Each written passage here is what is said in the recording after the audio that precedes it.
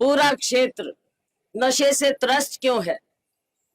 हमारे नौजवानों का भविष्य अच्छा होना चाहिए, उनकी जवानी अच्छी होनी चाहिए, ताकि आगे आने वाला वक्त सबके लिए, समाज के लिए, उनके लिए, सबके लिए अच्छा हो। तो इस चीज का हमको ध्यान करना होगा कि ये सरकार ने आंख क्यों मीच रखी है? क्या मिली भगत है जो इतना नशा फैला है?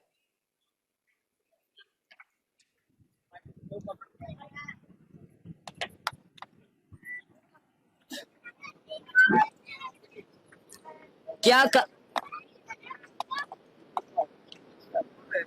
बोल रहा है?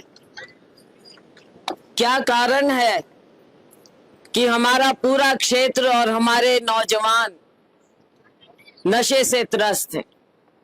परिवार के परिवार खराब हो जाते हैं, छोटे बच्चे अनाथ हो जाते हैं। तो साथियों, ये सरकार कोई सरकार नहीं है, ना सरकार की सख्ती है, ना प्रशासन का भय है। हमें आगे के लिए सोचना होगा, अपने नौजवानों के लिए, उनके भविष्य के लिए। उनकी बेरोजगारी दूर करनी होगी। 45 साल में सबसे ज्यादा बेरोजगारी इस सरकार में आज के दिन है। क्या दिया है इन्होंने? बेरोजगारी दी है, गरीबी बढ़ती गई है, इनके अमीर दोस्त 4-5 और अमीर हो गए हैं, देश की सारी संपत्ति उनके नाम लिख दी गई, और हमारा किसान और मजदूर और गरीब आज हाथ में कटोरा लेकर घूम रहा है। हमारा अन्नदाता जो देश का पेट भरता है, जितनी दुर्गति आज किसान की है, इतनी इतिहास में कभी नहीं हुई होगी। और ये लोकतंत्र किस नाम का है? अगर कोई अपनी आवाज ना उठा सके, हमारे किसान प्रदर्शन करना चाहते हैं, उनकी आवाज सुनते नहीं, उन पर लाठियां बरसाते हैं और कह देते हैं कि ये तो आतंकवादी तक इनको कह दिया जाता है। कोई नहीं, कुछ नहीं है, कुछ नहीं है। ऐसे करते हैं हरियाणा पंजाब के बॉर्डर को कि जैसे तो भारत पाकिस्तान का बॉर्डर हो। और हमारा नौजवान जब परीक्षा देते हैं तो पेपर लीक हो जाते हैं, नौकरियां मिलती नहीं, खाली रिक्त स्थान पड़े रहते हैं, उनको नहीं भरते। और अगर कभी भरते भी हैं, पता चलता है कि दूसरे राज्य के लड़के उसमें भरे गए हैं और हरियाणा के तो रह गए। और गरीब के साथ क्या किया है? गरीब के हाथ में कटोरा दे दिया कि आपको 5 किलो अनाज दे दिया, अब रहो खुश। क्या गरीब की गरीबी 5 किलो अनाज में खत्म हो जाएगी?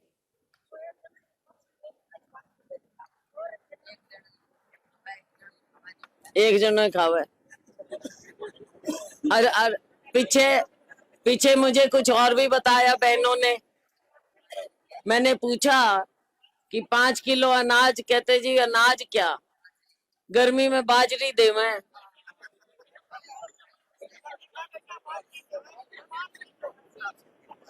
अब मोदी जी को ये नहीं पता, अब भाई गर्मी में कौन बाजरी खाएगा? पता ही नहीं, क्योंकि आपकी कभी सुध ली नहीं, आपसे कभी बात नहीं की। उन्होंने ये नहीं देखा कि गरीब को क्या जरूरत है, गरीब की गरीबी दूर करनी है। आज हमारे सरपंच साहिबान सरपंचों के सारे अधिकार छीन लिए, और अगर सरपंच गए कि भाई हमारी बात सुनो, तो सरपंचों पे लाठियां बरसा दी। तो साथियों, मुद्दे बहुत हैं, अपने लोकल मुद्दे भी, सिरसा के मुद्दे भी हैं। सिरसा को जो हमने दिया वो भी इन्होंने खत्म कर दिया। अब आगे समय आगे आएगा, हमने फिर से सिरसा की तरक्की प्रगति के लिए काम करना है, यहाँ के लोगों के लिए काम करना है, गरीबों के, किसानों के लिए काम करना है। 25 मई को चुनाव हो रहा है, ध्यान है ना? 25 मई को चुनाव है, और वोट डालने जाओगे पक्का? और बटन कौन सा दबाओगी? सबको पता है, पता है। हाथ के निशान का पहले भी डाल रखी। अब तो अरे भाई अच्छा पता चल गया। अब तो भूल के भी कहीं और नहीं डालोगे। अब तो कांग्रेस को ही देखोगे। हिमायती किसान का, मजदूर का, गरीब का कोई है वो कांग्रेस पार्टी है। 10 साल बहुत देख लिया। तो 25 मई को जब चुनाव आएगा, आप सबसे मैं उम्मीद करती हूँ कि आप मेरा साथ देंगे। और साथियों आपको भी कहती हूँ कि आप भी मेरे से उम्मीद रखना। ये नहीं है कि सिर्फ आज मैं वोट लेके चली जाऊंगी। आज मेरी उम्मीद है एक दिन की, 25 मई की। और आपकी उम्मीद होनी चाहिए आगे के टाइम की। मेरे से उम्मीद रखो, जो आपके काम हो सीधा बेधड़क, पुराने हो, मुझे जानते हो, काम के लिए कभी इनकार नहीं होगा, कभी इनकार नहीं होगा किसी के काम के लिए। तो साथियों आपने बहुत प्यार दिया, पगड़ी पहनाई है, और मैं शुक्रगुजार हूँ प्रोफेसर संपत सिंह जी की भी, जो सारी रिश्तेदारी सारी यहाँ पे संभाल के रखी, और सबने आपने हमारे सब साथियों का मान सम्मान, हम वही तो सबने आपने।